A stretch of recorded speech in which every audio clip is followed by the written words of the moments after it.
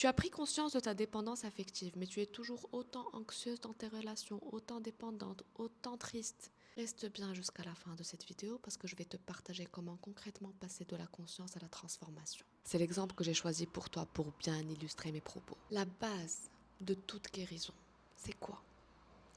C'est de te rendre compte que la dépendance affective, c'est un ensemble de schémas, de pensées, d'émotions et de comportements qui viennent d'un événement ou de ta perception d'un événement. C'est-à-dire que ce n'est pas ta vérité.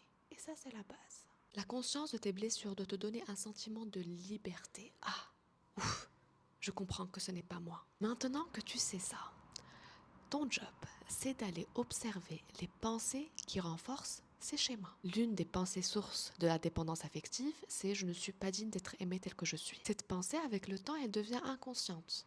Et comment elle se manifeste concrètement dans ta réalité aujourd'hui? C'est cette tristesse quand tu es seule, cette anxiété quand par exemple tu es en couple et qu'il sort. Qu'est-ce qui se passe avec le temps? Ton corps a enregistré cette mémoire de cette pensée qui s'est répétée encore et encore inconsciemment. Ta présence sans l'histoire que tu te racontes par rapport à ces émotions, c'est-à-dire il va partir parce qu'il va trouver mieux, ou bien il est sorti parce que j'ai été un peu trop là.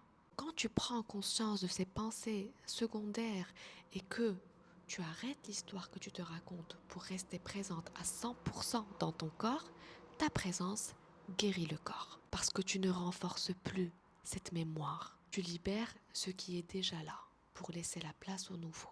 Et là vient la transformation.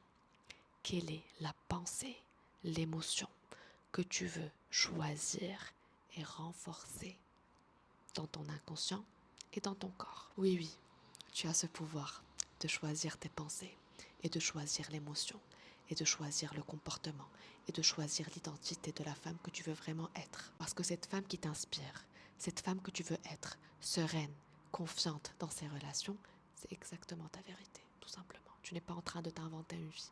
C'est ta vérité qui t'appelle. Et répète cette image mentale. Encore, trouve l'outil qui te va. Il y en a des centaines. Personnellement, la méditation, number one, toujours, pour répéter encore et encore une image, une pensée, une émotion et un comportement.